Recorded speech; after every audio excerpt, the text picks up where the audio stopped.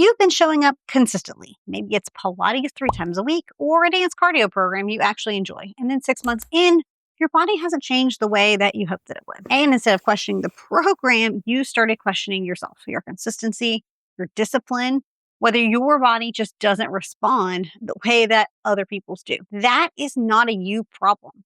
That is a program match problem.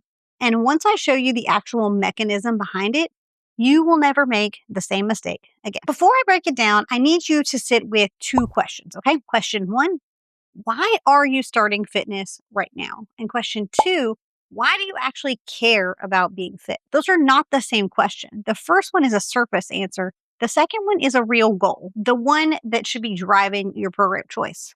Now hold on to your answers though, because here's what most people don't realize. You can actually answer both of those questions honestly and still end up in the wrong program.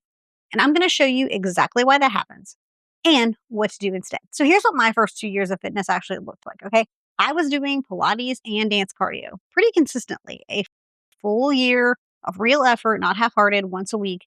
And I showed up, but the gym felt overwhelming. I tried high intensity programs before and had completely burned out.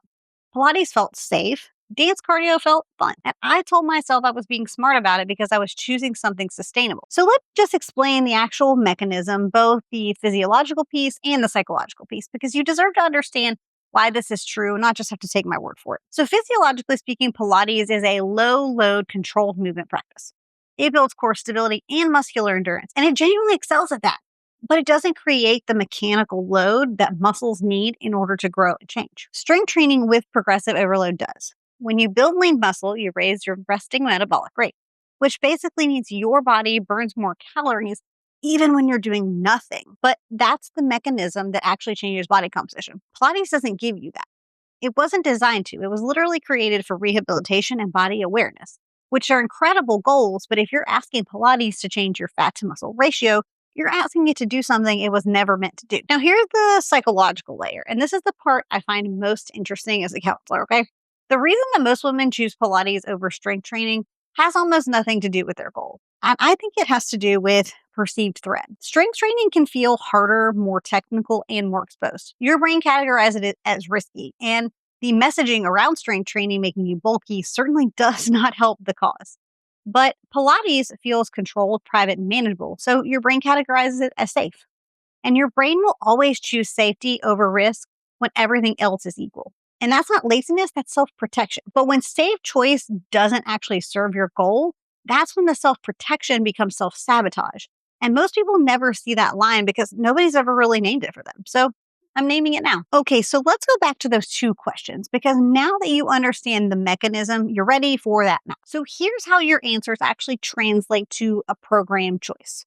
If your real goal is aesthetic, you want to lose fat, see more definition, change the shape of your body, that maps directly to strength training, honestly. Progressive overload, compound movements, and things like that. If your goal is longevity driven, then you want to stay strong and feel healthy as you age, protect your bones and joints, feel capable at 60 and 70. That maps to strength training plus cardiovascular work.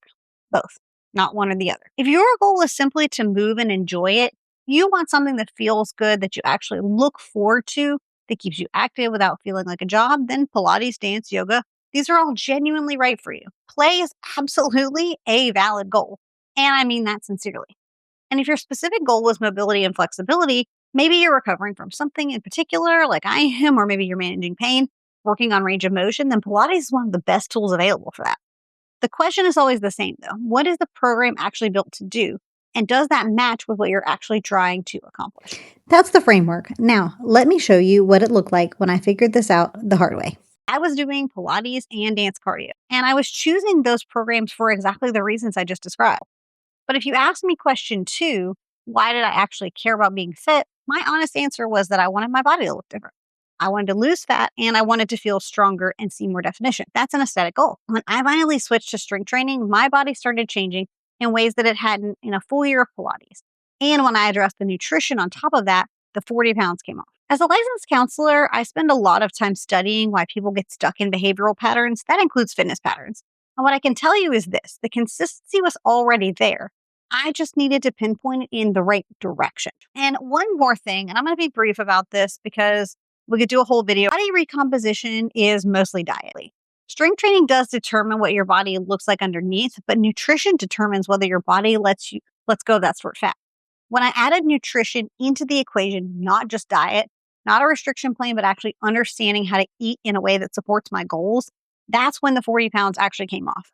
You can be doing everything right in the gym and still not see results if the nutrition piece is missing.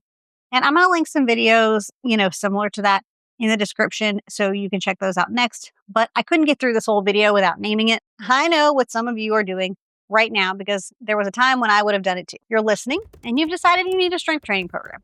And now you're going to spend 3 weeks researching which strength program is the best one. You're going to compare 5 different options.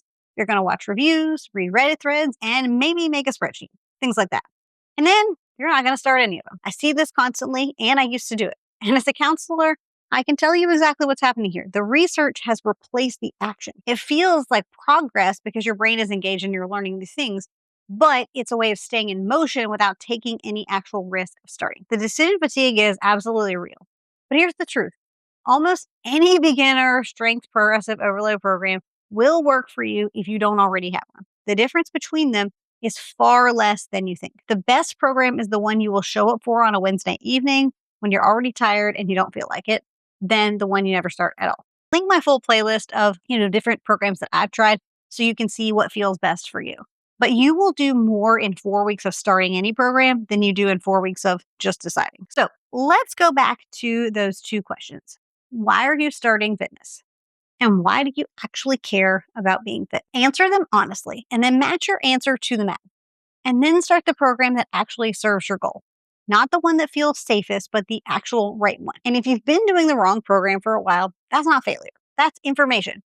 You were doing what made sense with what you knew. And now you know something different. So do something different with it. And if this is helpful, make sure that you subscribe because this is exactly the kind of breakdown I put into every week.